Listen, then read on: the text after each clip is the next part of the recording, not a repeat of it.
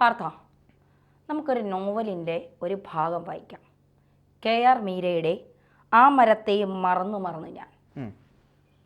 അതിൻ്റെ ഒരു ഭാഗം വായിച്ചുകൊണ്ട് നമുക്ക് ഈ ചർച്ച ആരംഭിക്കാം. തുടക്കം ഇങ്ങനെയാണ്. പ്രിയങ്ക ഗാന്ധി. രാധിക പകച്ചു. എന്തു പറയണമെന്നറിയാതെ വിഷമിച്ചു. ക്രിസ്റ്റി വളരെ സീരിയസ് ആയി കഥ വിവരിച്ചു. നീ ഇത് വേറെ ആരും അറിയാതെ നോക്കണം. കാരണം നമ്മൾ പറഞ്ഞാൽ ആരും വിശ്വസിക്കില്ല. രാജീവ് ഗാന്ധിയുടെ മകൾ പ്രിയങ്കയെ അറിയില്ലേ? അവൾക്ക് ഒരു ഇറ്റലിക്കാരനുമായുള്ള ബന്ധത്തിൽ ഒരു കുഞ്ഞു ജനിച്ചു. റോബർട്ട് വധേര ഈ വിവരം അറിഞ്ഞാൽ അവരുടെ ബന്ധം അതോടെ തീർന്നു. അതല്ല യഥാർത്ഥ പ്രശ്നം. പ്രിയങ്കയ്ക്ക് ഒന്നല്ല 10 ഭർത്താക്കന്മാരെ കിട്ടും. പക്ഷേ ഇങ്ങനെയൊരു കഥ പുറത്തു വന്നാൽ കേന്ദ്രത്തിലെ UPA മിനിസ്ട്രി തകരും. രാഹുൽ ഗാന്ധിയെ അടുത്ത പ്രധാനമന്ത്രിയായി വളർത്തി വരികയാണെന്ന് ഓർക്കണം. അതിനിടയിൽ പെങ്ങൾ ചീത്തപ്പേര് കേൾപ്പിച്ചെന്ന് പറഞ്ഞാൽ തീർന്നില്ലേ ഫസ്റ്റ് ഫാമിലിയുടെ ഗ്ലാമർ? എന്തിനധികം പറയുന്നു? ഒക്കെ എൻ്റെ കഷ്ടകാലം. അല്ലെങ്കിൽ ഇന്ത്യ മഹാരാജ്യത്ത് വേറൊരു പള്ളിയുമില്ലാത്തതുപോലെ കുട്ടിയെ ഇവിടെ തന്നെ മാമോദിസ മുക്കണം. അവരൊക്കെ വലിയ ആളുകൾ. അവരുടെ മന്ത്രിസഭയാണ് കേന്ദ്രത്തിൽ. വിചാരിച്ചാൽ എന്തും നടക്കും. India the greatest democratic republic in the world പറയുമ്പോൾ ഗമയുണ്ട്. പക്ഷേ ഈ നാട്ടിൽ എന്നെപ്പോലൊരു സാധാരണ പൗരൻ്റെ നില എന്താണ്? പ്രിയങ്കയുടെ കുട്ടിയെ എൻ്റെ തലയിൽ കെട്ടിവെക്കണം. അതാണ് അവരുടെ ലക്ഷ്യം. അതിന് മറ്റൊരു കാരണം കൂടിയുണ്ട്. അതും രഹസ്യമാണ്. നിന്നോടായതുകൊണ്ട് പറയാം. 4 വർഷമായി ക്രിസ്റ്റി ഐസക് എന്ന പേര് നൊബേൽ കമ്മിറ്റിയുടെ മുമ്പാകെ പരിഗണനയിലുണ്ട്.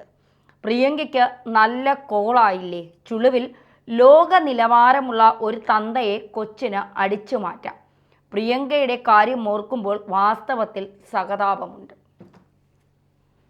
ഇങ്ങനെയാണ് KR മീര തൻ്റെ പുസ്തകത്തിലെ ഒരു ഭാഗത്ത് പറഞ്ഞിരിക്കുന്നത്. പ്രിയങ്ക ഗാന്ധി എന്ന് അഭിസംബോധന ചെയ്തുകൊണ്ടാണ് അവർ ഇത് പറയുന്നത്. ഞാൻ ചോദിക്കുന്നത്, ഇത് കഴിഞ്ഞ കുറച്ച് ദിവസങ്ങൾക്ക് മുൻപ് VT ബൽറാം തൻ്റെ ഫേസ്ബുക്കിൽ ഈ പോസ്റ്റ് ഇട്ടിരുന്നു ഇതുമായി ബന്ധപ്പെട്ട്. അതിന് മീര ഒരു 1.5 പേജിന് മറുപടിയൊക്കെ കൊടുത്തു. മറുപടിയൊക്കെ അവിടെ നിൽക്കട്ടെ.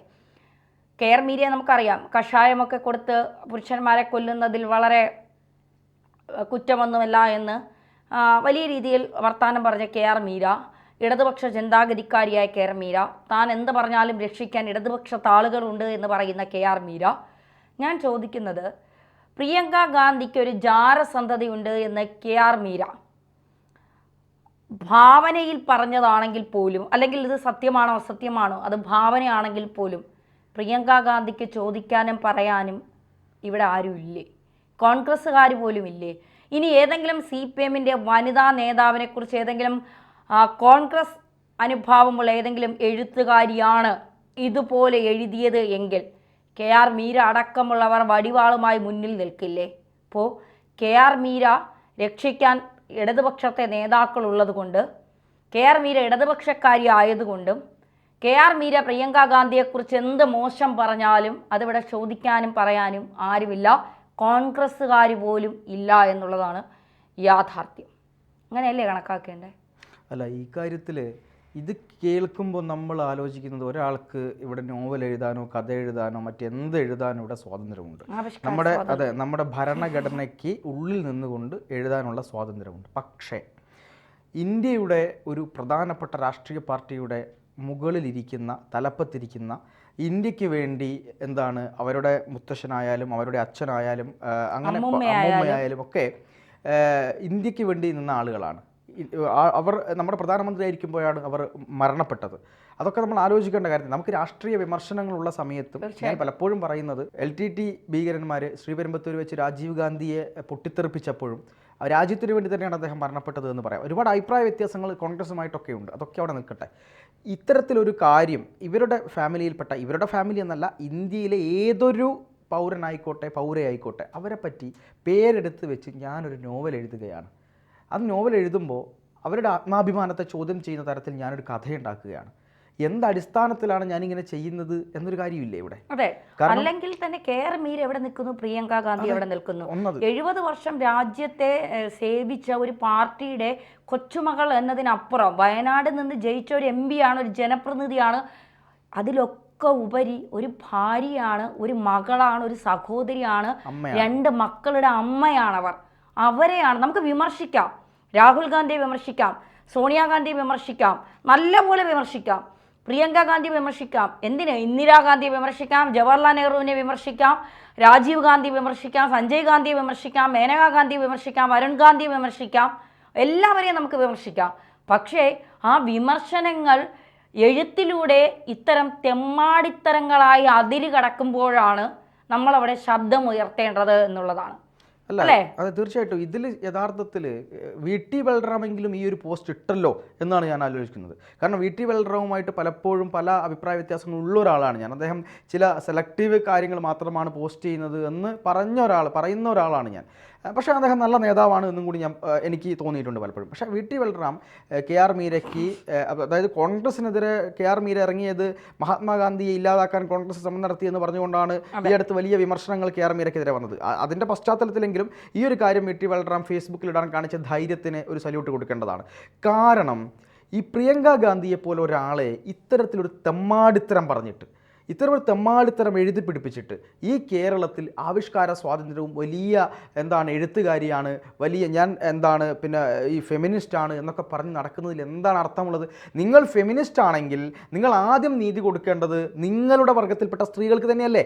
പുരുഷന്മാരെ കഷായം കൊടുത്ത് കൊല്ലുകയോ വിഷം കൊടുത്ത് കൊല്ലുകയോ, ഗ്രീഷ്മ കഷായം കൊടുക്കുന്നത് ഭയങ്കര പുണ്യമാണ്, അങ്ങനെ ചെയ്തു പോവും, നിവൃത്തിയില്ലെങ്കിൽ നിങ്ങൾ ഈ നിയമത്തിൻ്റെ വഴിക്കൊന്നും പോകണ്ട, അല്ലെങ്കിൽ മറ്റുള്ളവരാരോടും പറയണ്ട, നിങ്ങൾ എന്ത് ചെയ്തോ, നിങ്ങൾ എല്ലാ ആൾക്കാർക്കും വിഷം കൊടുത്തു കൊല്ലുകയോ അല്ലെങ്കിൽ കത്തി കൊടുത്തു കൊല്ലുകയോ അല്ലെങ്കിൽ ഈ പറയുന്ന പോലെ ഷെറിന് ചെയ്തതുപോലെ ആരെയെങ്കിലും കൊട്ടേഷൻ കൊടുത്ത് വെട്ടി തീർക്കുകയോ ഒക്കെ ചെയ്തോ എന്ന് പരസ്യമായൊരു വേദിയിൽ ഇരുന്നു കൊണ്ട് ഒരു പറ്റം യുവജനത അവരെ നോക്കി നിൽക്കെ പറയുന്ന KR മീര, ആരാച്ചാര പോലുള്ള പല പുസ്തകങ്ങളും എഴുതിയിട്ടുള്ള KR മീര, പക്ഷേ അതിൻ്റെയൊക്കെ പ്രിവിലേജിലിരുന്നു കൊണ്ട് ഇങ്ങനത്തെ തെമ്മാടിത്തരം ഒരിക്കലും പറയാൻ പാടില്ല എന്നുള്ളതാണ്.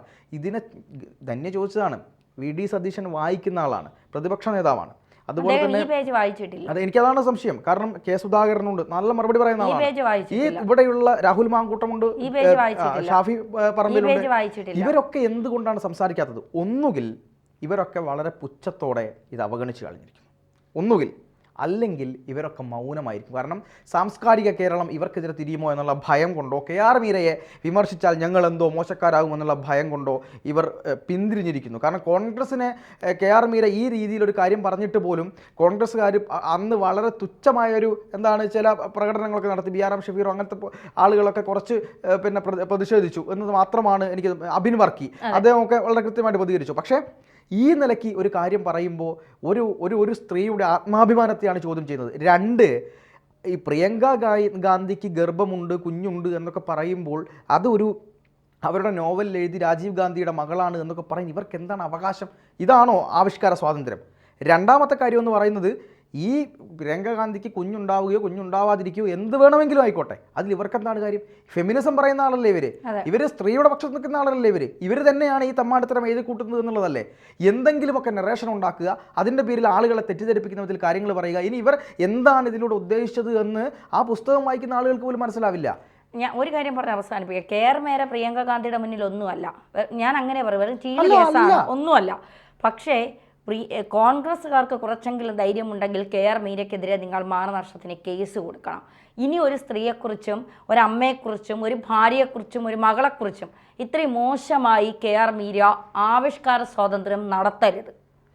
ഇതൊക്കെ ഈ കൊച്ചു കേരളത്തിലേ സംഭവിക്കുള്ളൂ. തീർച്ചയായിട്ടും. ഇത് വേറെ ആരെങ്കിലും ആണെങ്കിലേ പണിയറിയാം. അതെ.